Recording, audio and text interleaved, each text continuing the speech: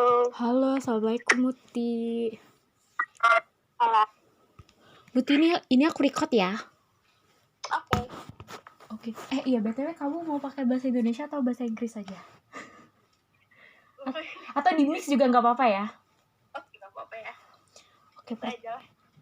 ini kayaknya gak jauh beda kayak yang kemarin, tapi lebih komprehensif aja pertanyaannya. Oke, yang pertama, what do you think about teaching young learners using digital storytelling? Menurut kamu gimana? Lebih spesifik ya, digital. I think it's preferable. Preferable karena kan anak-anak itu pasti akan sangat suka dengan media belajar yang rame ya, yang ramenya tuh yang mewakili rame di audionya, mewakili di visualnya juga. Dan kalau misalnya kita pakai digital storytelling kan nggak hanya kita belajar bahasa dengan media yang let's say konvensional gitu, maksudnya kayak yang kurang ngajak atau misalnya kurang di pesertanya sih, yang learnersnya. Tapi kalau misalnya pakai digital storytelling kan ada audio visualnya, dan itu tuh bisa menggugah perhatian mereka gitu. Jadi ngunci perhatian mereka juga dengan ada audionya dan juga visualnya at the same time gitu. Oke, terus kan berdasarkan pengalaman kamu sebelumnya nih, kan kamu belum pernah ngikutin course itu kan? Nah, menurut kamu gimana sih skill storytelling kamu sebelum ngikut course itu? Oke. Course yang kemarin KMMI. Yang KMMI.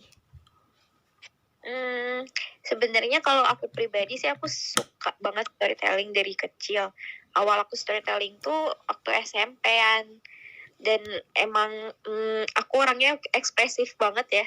Jadi aku emang lebih suka storytelling dibanding semua kegiatan yang lain, karena emang aku nggak tahu aku jagonya di hal yang mana lagi. Jadi sebelum itu pun aku rasa aku emang udah suka sama storytelling gitu. Tapi kalau kemampuannya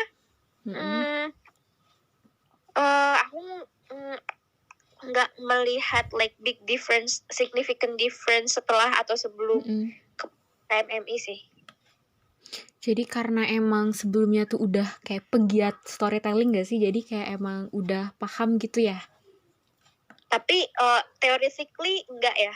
Theoretically. Kayak kemarin kan kalau misalnya sebelum KMMI sih lebih banyaknya tuh praktik ya. Jadi aku taunya tuh ya how to practice storytelling aja langsung gitu.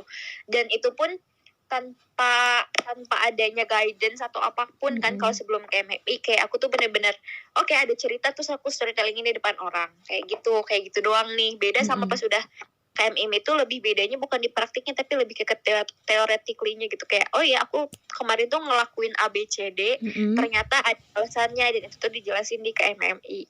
Contohnya apa ya? Kayak persiapan cerita gitu kan.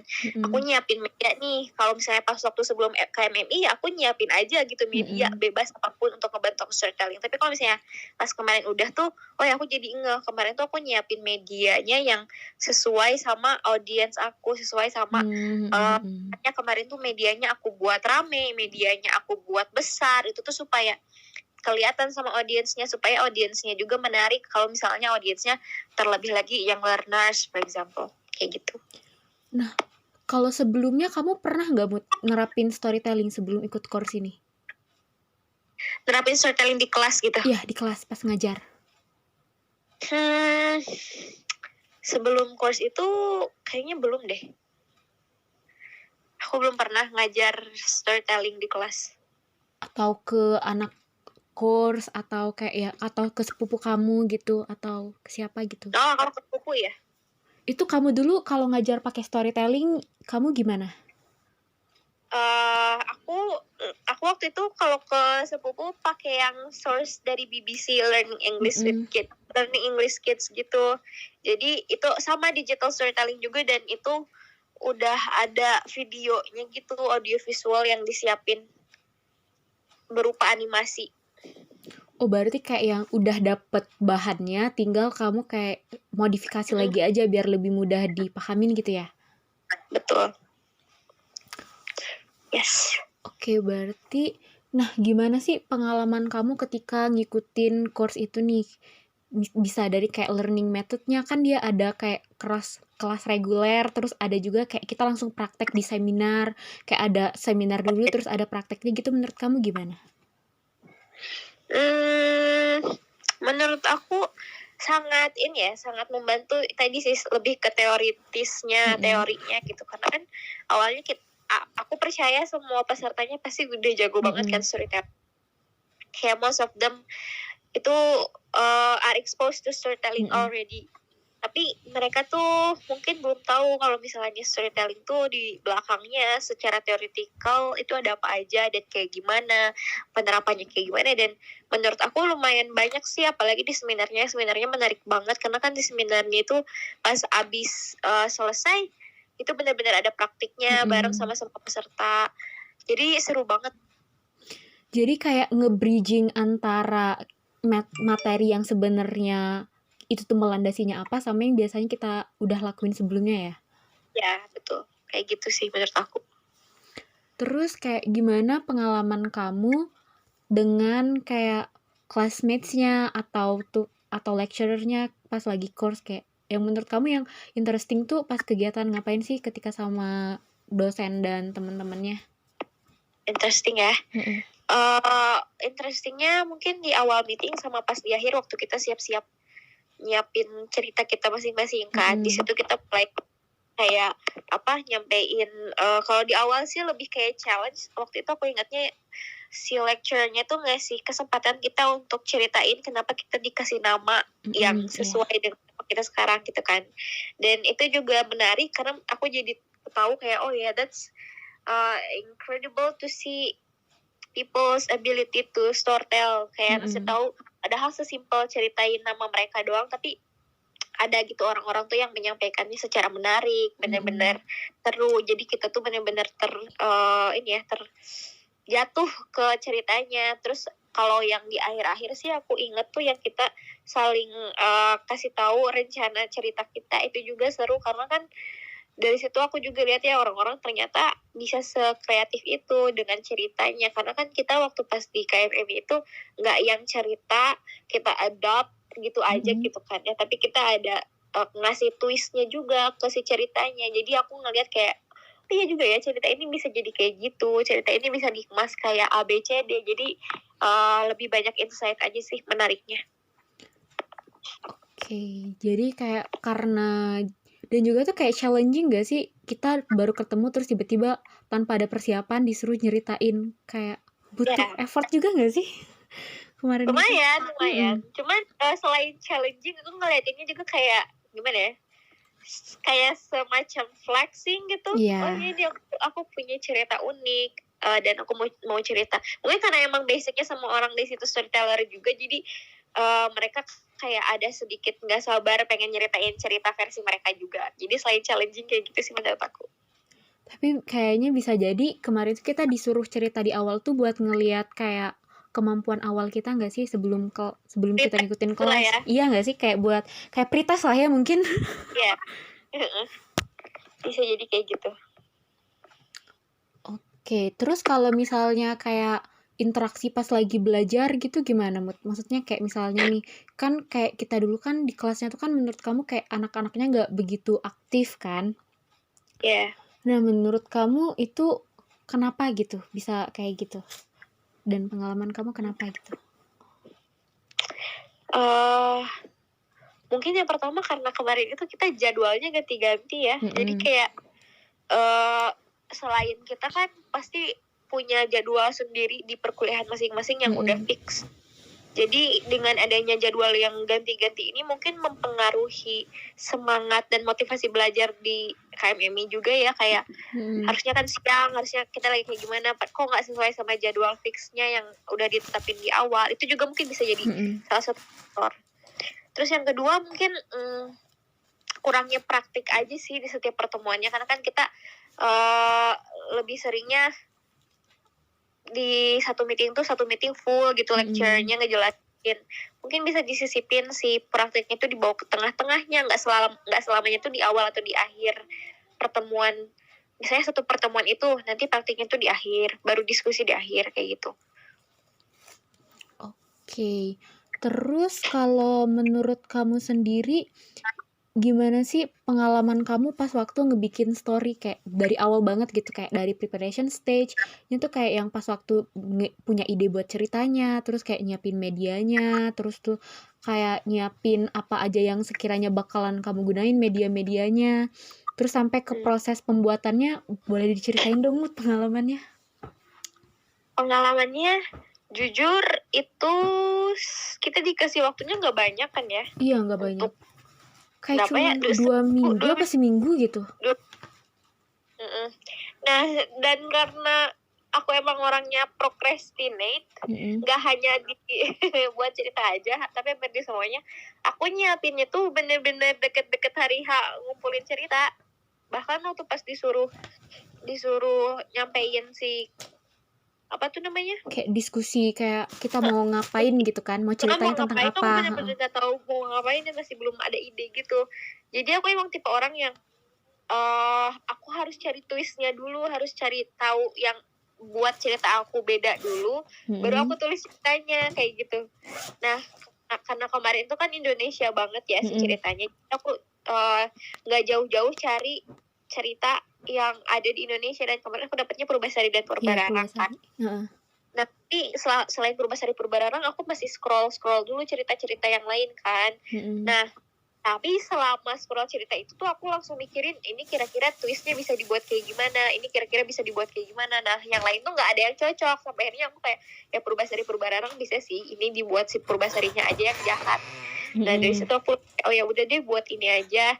Nah, udah nemuin nih ceritanya mau pakai yang mana, karena kan di situ kita masih kayak adopt ya, bukan buat cerita dari nol gitu. Jadi yang pertama aku lakuin ya pasti cari ceritanya dulu, terus aku modifikasi. Nah, modifikasinya itu dengan pikirin twistnya mau kayak gimana. Nah, baru dari situ aku baru tulis ceritanya.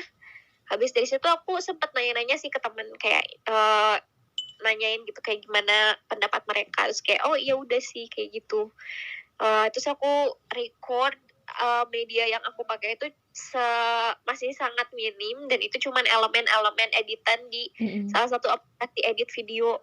Dan aku bahkan nggak pakai suara, tapi kayaknya kalau misalnya aku buat lagi nih ya, kayaknya aku bakal tambahin suara atau nggak tambahin elemen yang lain gitu yang kayak back sound gitu ya.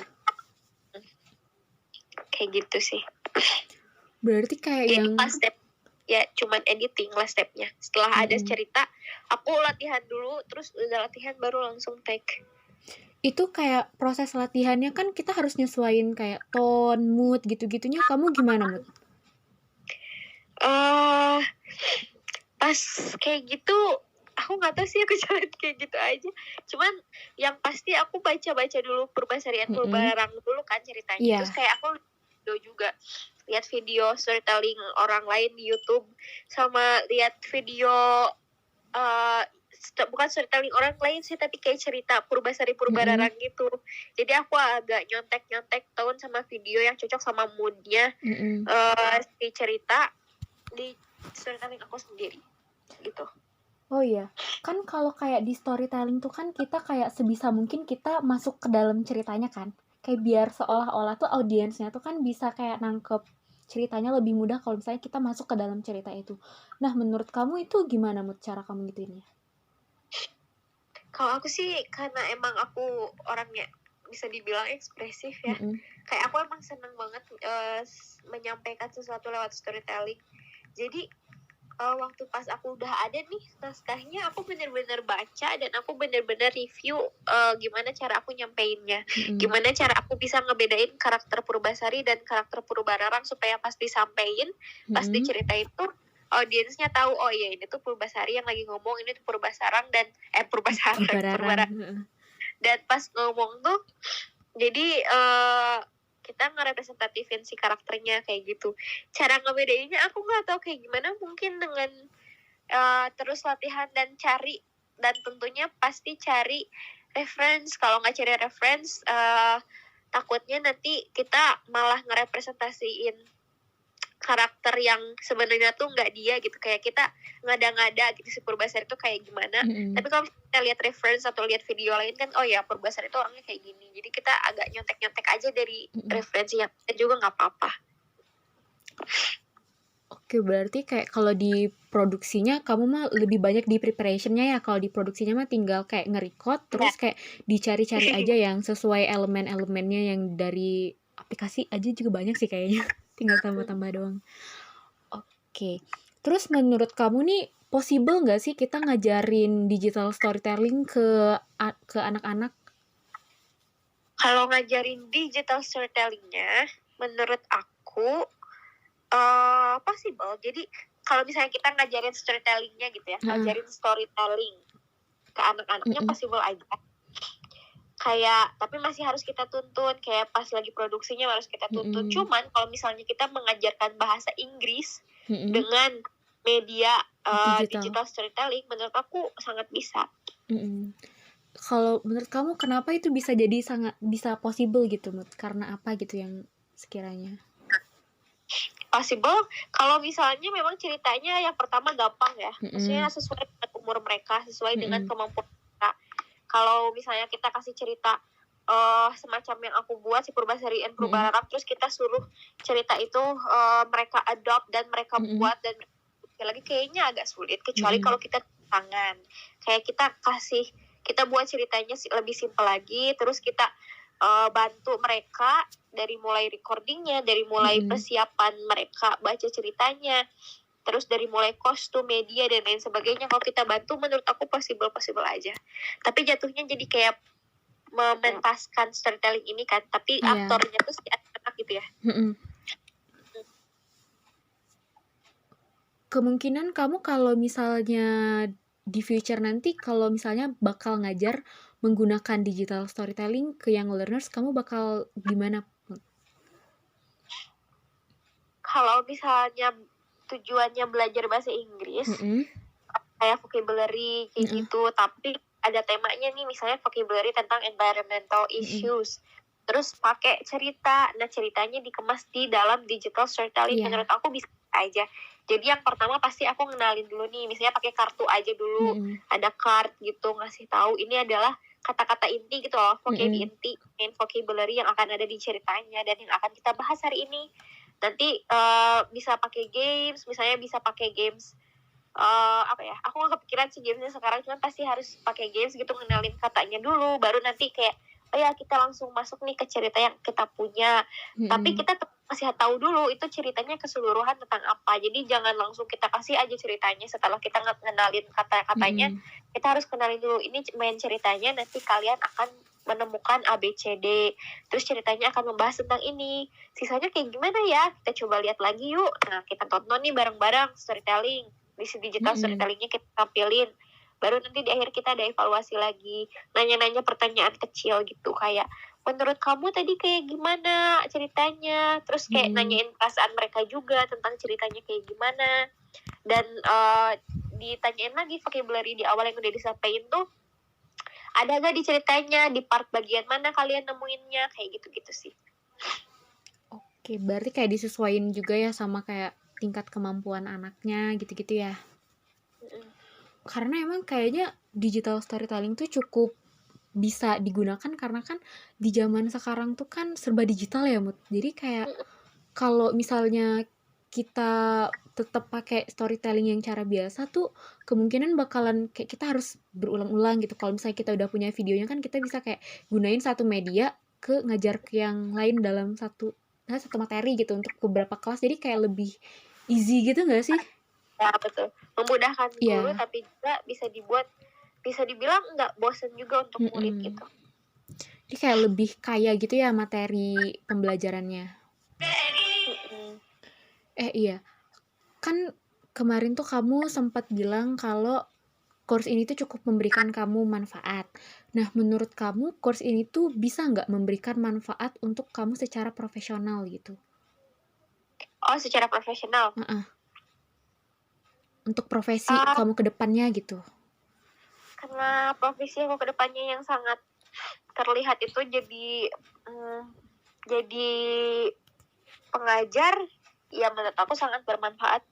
Karena kan mau gak mau ya storytelling ini, apalagi di dalam pembelajaran bahasa, menurut aku sih storytelling ini akan menjadi salah satu metode belajar yang menurut aku gak akan sampai waktu yang lumayan lama. Jadi sekarang masih punya eksistensi sih menurut aku. Jadi dengan aku tahu beberapa teori di belakang storytelling yang disampaikan di KMMI, terus aku mempraktikannya, sama kemarin dilatih untuk memproduksi satu storytelling, satu video gitu. Jadi menurut aku apakah bermanfaat untuk secara profesional ke depannya? Menurut aku iya.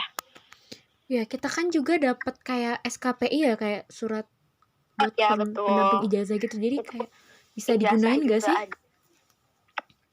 Buat kayak menunjang CV. Betul. Jadi ya bermanfaat. Nah, kan kemarin juga kamu bilang kalau course ini tuh kayak cukup memberikan kamu benefit dalam hal finansial. Nah, menurut kamu yang hal kayak gimana ya, Mut? Finansialnya dalam segi apa? Oh iya? Iya. Kalau nggak salah, kita tuh kan course-nya tuh emang udahlah free, nggak bayar. Terus tuh kita juga dapat kayak yang dikasih uang ya? Dikasih uang juga, kayak reputable juga kan. Maksudnya course-nya tuh kan cukup reputable kan, karena emang dari kementerian langsung gitu. Nah, menurut kamu gimana? Iya benar, aku ingat. Iya.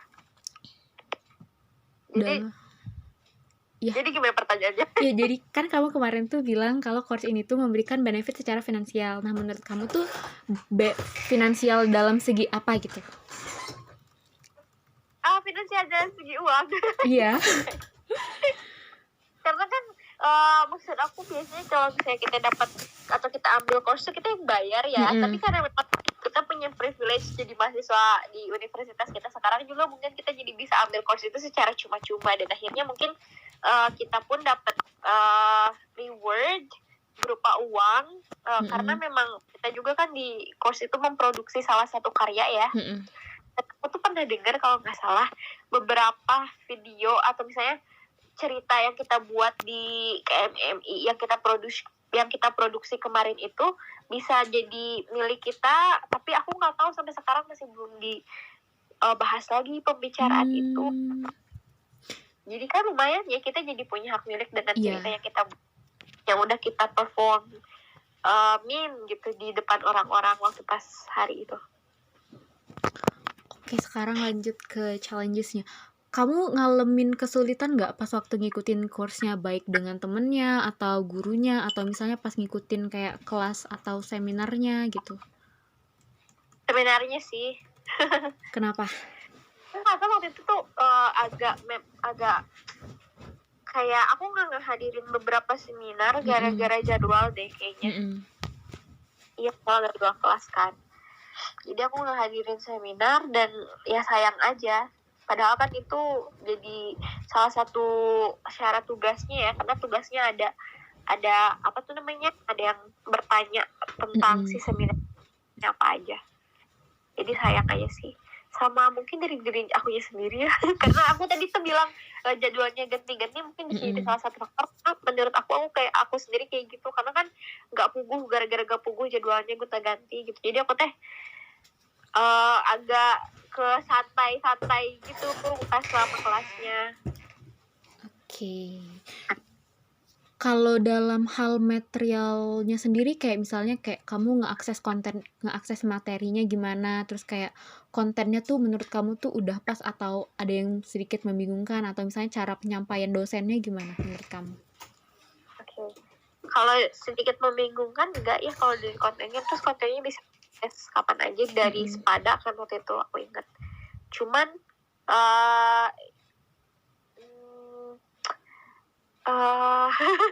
ya sih ada yang mungkin kurang menggugah, mungkin kelihatan kurang menggugah beberapa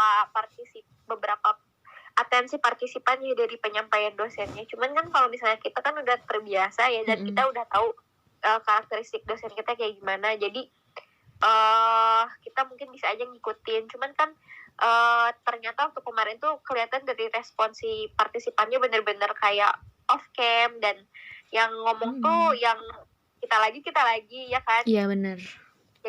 Jadi mungkin gara-gara si kurang antusiasnya si partisipan yang lain, kita juga jadi ke bawah-bawah ya. Jadi kita aku ngerasa sih pribadi kayak gitu. Aku kan udah coba off on cam nih, terus kayak ngeliat yang lain off cam, aku malah jadi ikutan off cam. Jadi gitu loh, energi orang lain yang mungkin nggak sepenuhnya mereka keluarin untuk course itu tuh jadi ikut-ikut ke kita karena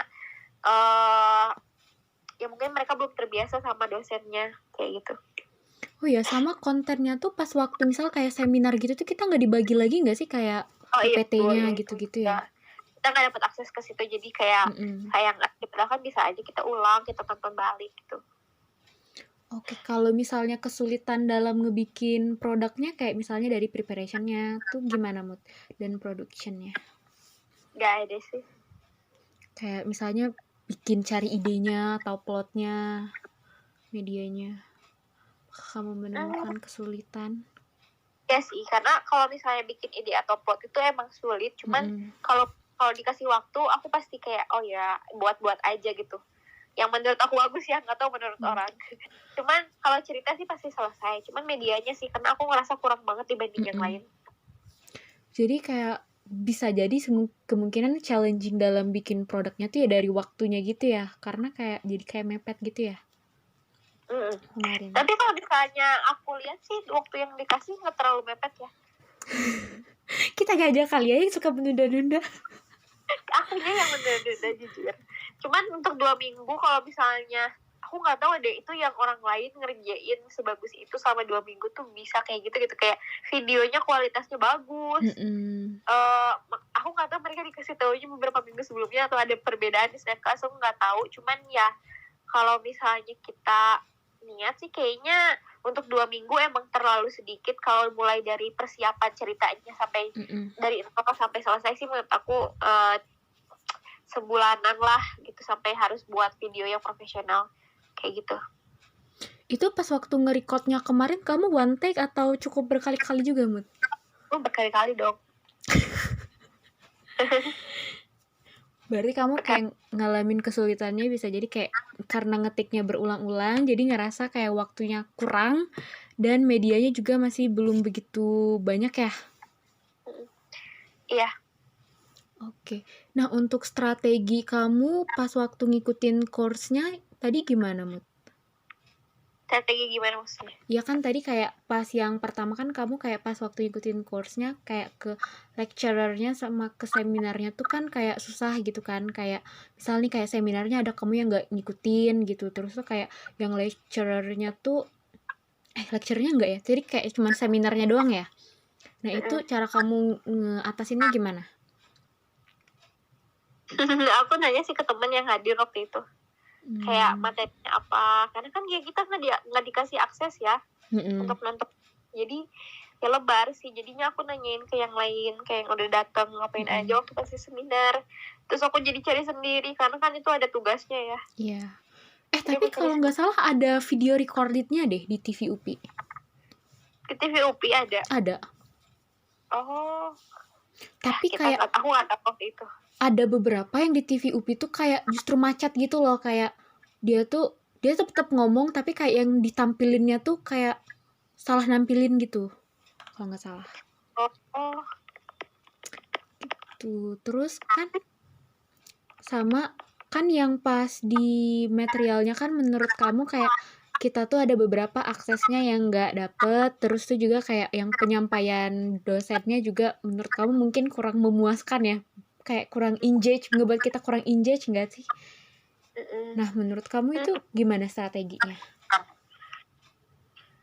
Aku akses materi sendiri sih dari jadi aku tetap merhatiin strateginya, tetap merhatiin aja gitu, karena kan udah ada juga materinya dan yang beliau sampaikan pun menurut aku mewakili semuanya, kayak semuanya tuh sama dosen yang bersangkutan disampaikan semuanya dan mendetail sih menurut aku. Cuman memang mungkin nggak semuanya sesuai ya dengan cara menyampaikannya ibu, jadi kayak aku sih oke aja waktu itu, jadi aman-aman aja sih untuk materi.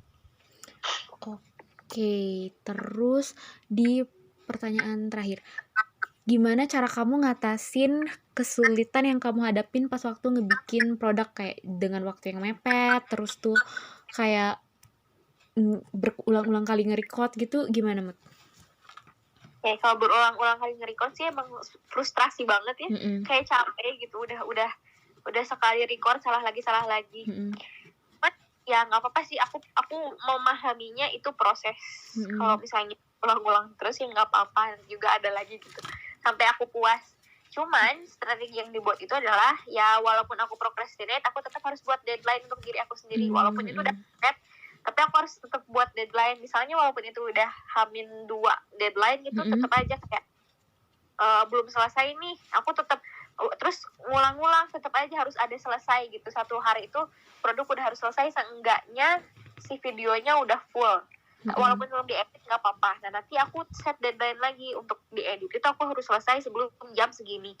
Jadi strateginya sih aku walaupun procrastinate, aku harus tetap bisa nge-set deadline sendiri. Jadi nggak apa-apa sih procrastinate. Kalau aku nggak apa-apa procrastinate, tapi aku harus selesaiin kayak gitu sih. Jadi si mindset harus selesai itu aku simpen, dan jadi ngebantu aku untuk ngeciptain dan ngebuat lagi deadline sendiri nanti walaupun itu udah mepet. Dan yang pasti cari referensi, karena kalau nggak cari referensi buntu banget harus kayak gimana gitu. Oke, kalau misalnya untuk idenya sendiri, kamu ada tips dan strategi nggak buat ide cerita gitu? Mungkin banyak nonton ya, karena kan menurut aku kalau misalnya si twist yang bisa kita hadirkan dalam cerita itu, aku sih pribadi yang nggak bisa ngehasilin si twist itu sendiri ya, kayak mikirin itu sendiri terus ngedapetin oh ya bagusnya sih kayak gini, nggak bisa sih. Aku lebih tipe ke yang terinspirasi dari mana kayak gitu. Jadi supaya aku bisa tahu si cerita itu supaya rame kayak gimana ya, atau misalnya hal itu supaya menarik kayak gimana ya, aku pasti banyak nonton atau banyak lihat hal di internet kayak gitu. Oke Muti, udah selesai sesi tanya jawabnya. Makasih banyak ya BTW. Sama-sama, semangat Windy. Iya, doain ya. Semangat juga yang bentar lagi mau wisuda. Oh iya. Gitu. Semangat Win. Iya, doain ya. Udah, ini yang lain udah di wawancara juga. Ini mau ke Cici abis ini. Oh iya, sok atuh. Dia lagi ini kan lagi LKM. Iya, lagi LKM dia. Mahkamah. Iya. Kamu mau ke UPI berarti? Enggak. Telepon juga ada, dia bilang katanya telepon doang. Oke, kalau makasih begitu, ya. Semangat. Dadah, assalamualaikum. Salam. Wit, buka ininya dulu. Kenapa Sarah? Sarah nelfon ke aku. Gimana ya, takut matiin dulu nggak? Gimana ini ya?